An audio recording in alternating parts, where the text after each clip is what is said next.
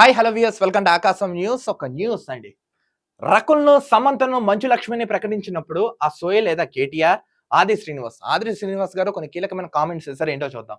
తెలంగాణ అవతరణ దినోత్సవం సందర్భంగా రాష్ట్రంలో రాజకీయ రసవతంగా మారే తెలంగాణ రాష్ట్ర అధికార గీతంగా అందశ్రీ రాసిన జయ జయ హే తెలంగాణ పాటను ప్రకటించేందుకు Oscar music director MM Keeravani స్వరపరుస్తుండడం ఇప్పుడు తీవ్ర చర్చనీయాంశంగా మారింది. కీరవాణి గారు ఇస్తుంటే ఏం ప్రాబ్లం ఏంటబ్బా? బాహుబలిని ఆస్కార్ లెవెల్ వరకు తీసుకెళ్లి ఇచ్చాడు. అంత గొప్ప నాయకుడు, అంత గొప్ప సంగీత దర్శకుడు చేత చేయిస్తానంటే గర్వపడాలి. కానీ ఆయన అందులో తెలుగోడు కాబట్టి ఇంకా గర్వపడాలి. కానీ భేదాలు ఎందుకు చూపిస్తారు నాకు అర్థం కావట్లేదు. తెలంగాణ గీతాన్ని ఆంధ్ర వ్యక్తితో ఎలా కంపోజ్ చేపిస్తారంటే బీఆర్ఎస్ శ్రేణులు మండిపడుతుండగా, సరే బీఆర్ఎస్ వాళ్ళు అంటారు, మరి బీఆర్ఎస్ వాళ్ళు గతం మీ ప్రభుత్వంలో ఉన్నప్పుడు ఏం పీకారు? ఆంధ్ర వాళ్ళు పక్కన పెట్టుకుని మీరు పరిపాలన చేయలేదు, బినామీల పేర్లతో మీరు వ్యాపారాలు చేయలేదు, పెట్టుబడులు పెట్టించలేదు, జనాల్లో మళ్ళీ సెంటిమెంట్ రేపుతున్నారా? ప్రభుత్వ విప్ ఆది శ్రీనివాసులు ఘాటుగా స్పందించారు. అప్పుడు ఆ సోయ లేదా అని ఆయన తెలిపారు. రకుల్ ప్రీత్ సింగ్, సమంత, కేటీఆర్.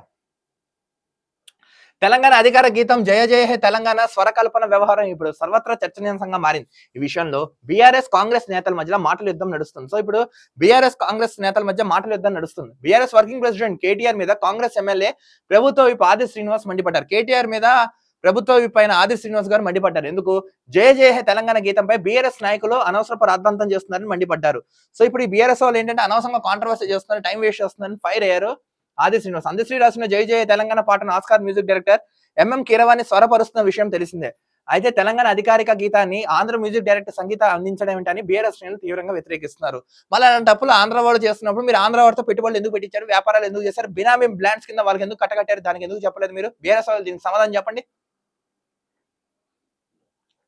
ఈ క్రమంలో ప్రభుత్వ వైపు ఆది శ్రీనివాసరావు వీడియో విడుదల చేశారు.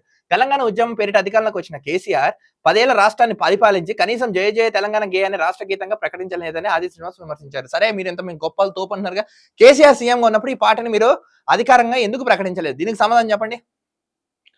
నేడు తెలంగాణ ఇచ్చిన కాంగ్రెస్ అధికారంలోకి వచ్చి జయ జయ హే తెలంగాణ గేయాన్ని రాష్ట్ర గీతంగా ప్రకటిస్తామంటే కేసీఆర్ కేటీఆర్ అనవసరపు రాద్ధాంతం చేస్తున్నారని దుయ్యబట్టారు. సరే తెలంగాణ ఇచ్చింది కాంగ్రెస్ గవర్నమెంట్, సో ఇప్పుడు మేము అధికారంలోకి వచ్చా మేము చేస్తాం, ఇప్పుడు మేము చేస్తున్నా మీకేంటి నొప్పి అని ఫైర్ అయ్యారు ఆది శ్రీనివాస్. తెలంగాణ గుండె తడి తెలిసిన అనగారిన వర్గానికి చెందిన అందశ్రీ రాసిన రాష్ట్ర గీతంగా ప్రకటిస్తే బీఆర్ఎస్ నాయకులు తట్టుకోలేకపోతున్నారని మండిపడ్డారు. సో బీఆర్ఎస్ వాళ్ళు ఓరలేకపోతున్నారంట. సో అంటే కొంతమందికి ఎదుగుతుంటే కడుపులో మంట వస్తుంది సారా, ఆ విధంగా వాళ్ళు అవుతున్నారని ఆది శ్రీనివాస్ తెలిపారు. ఈ క్రమంలో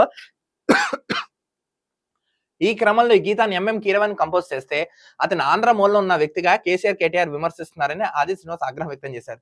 అరే ఆంధ్ర అయితే తెలంగాణ అయితే ఏంటి భయ? కవర్న వాడికి కులం, మతం, ప్రాంతం భేదాలు ఉండవు. సన్నాసేతవారు బీఆర్ఎస్ వాళ్ళు మీకే చెప్తున్నాను, గుర్తుపెట్టుకోండి. మరి ఆనాడు ఆంధ్ర కోడలైన సమంతను తెలంగాణ చేనేత బ్రాండ్ అంబాసిడర్ గా, ఆంధ్ర అమ్మాయి మంచు లక్ష్మిని తెలంగాణ స్వచ్ఛ భారత్ బ్రాండ్ అంబాసిడర్ గా, తెలంగాణకు ఏమాత్రం సంబంధం లేని నటి రకుల్ ప్రీత్ సింగ్ ని బాలిక విద్యకు బ్రాండ్ అంబాసిడర్ గా కేటీఆర్ నియమించినప్పుడు తెలంగాణ సోయి గుర్తు రాలేదా అంటూ ఆది శ్రీనివాస్ నిలదీశారు. ఆది శ్రీనివాస్ గారు నిలదీశారు. ఏంటి? సమంతని చేనేత బ్రాండ్ అంబాసిడర్ గా చేసినప్పుడు ఆంధ్ర అమ్మాయి next Swachh Bharat brand ambassador గా మంచు లక్ష్మిని, అసలు తెలంగాణకు ఎటువంటి సంబంధం లేని రకుల్ ప్రీత్ సింగ్ ని తీసుకొచ్చి బాలిక విద్యకు అంబాసిడర్ చేసో అప్పుడు నీకు సోయి లేదా అని ఫైర్ అయ్యారు. నిజమే కదా?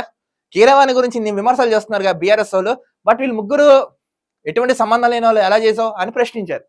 యాదాది ఆర్కిటెక్ట్ గా ఆంధ్ర స్థాయిని నియమించినప్పుడు తెలంగాణ పౌరుషం ఎక్కడికి పోయిందంటూ ప్రశ్నించారు. దోలు తీరిందా? ఎదవాళ్ళు చేద్దామని ఎదవాళ్ళు అయిపోతూ ఉంటారు బీఆర్ఎస్ వాళ్ళు కూడా. ఇప్పుడు చూడండి, ఇప్పుడు సమంతని రకుల్ ప్రీత్ సింగ్ కి అప్పుడు ప్రకటించినప్పుడు లేని సోయి ఇప్పుడు మీకు ఎందుకు వచ్చింది, ఎందుకు ఆ రోజు చేయలేదు అని ఆది శ్రీనివాస్ గారు తెలిపారు. ఇప్పుడు ఒకటి చెప్తున్నాను, ఎవరు ఏదైతే ఏమైందబ్బా గుర్తుపెట్టుకోండి, మన Indians first and last Vivekananda అన్నటువంటి మాట ఇది.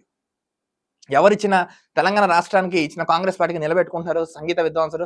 మళ్ళీ అప్పుడు సమంతాని రకుల్ ప్రీత్ సింగ్ ప్రకటించినప్పుడు ఆ సో ఇటుపోయిందని ప్రశ్నించారు ఆది శ్రీనివాస్ గారు కేటీఆర్ ని. దీనికి సమాధానం కేటీఆర్ ఎందుకు పిచ్చి, అసలు ఇతను తీసుకెళ్ళి లాభలేడని ఫస్ట్ గోల్ ఉండదు తీహాల్లోనా ఈ నోటిదోల సేమ్ అయ్యకున్న పోలుగానే ఉన్నాయి. వేరే అసలు పిచ్చి ఇవన్నీ తగ్గించుకొని ఉందాగా వాళ్ళకి సపోర్ట్ ఏం చేయాలి, లేకపోతే కామ్గా అయితే మూసుకు కూర్చోండి, కామ్గానే ఉండండి. అనవసరంగా ఎదవాళ్ళు చేసి రాష్ట్ర పర్వాన్ని తీయకండి. మరో వీడియో తగలుద్దాం. అంతవరకు చూస్తున్నాను ఆకాశం news. This is Dilip signing off.